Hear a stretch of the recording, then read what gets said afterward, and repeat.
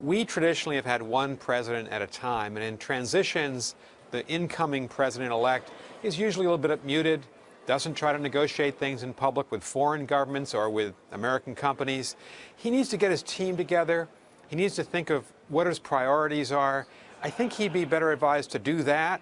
And then, of course, after January 20th, he's going to have to hit the ground running. But I think trying to negotiate with Boeing, making the phone call to the Taiwan president, I just think it's a tactical mistake. You don't even have a Secretary of State yet.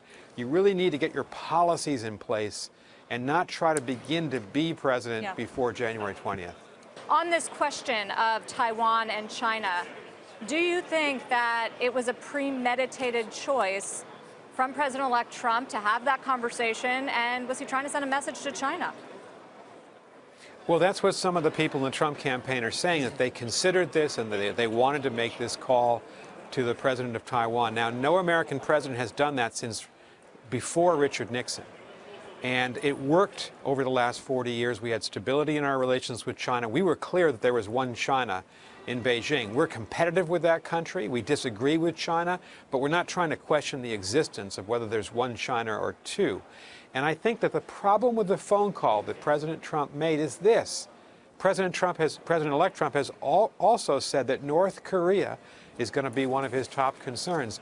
We're going to need Chinese cooperation to try to back the North Koreans off their nuclear weapons stance. And it's not the way to get China's cooperation on that or on climate change or global economic stabilization. So you have to make choices as president. I don't think it's smart for President-elect Trump to begin his administration with a major crisis of confidence with China. We'll oppose China on many issues, but I wouldn't start in early December before you've even become president. A tactical mistake. What do you think are going to be the ramifications of that? And I would pair some tweets where he called out China for currency manipulation, something that often happens on a campaign trail, but rarely happens once you win an election.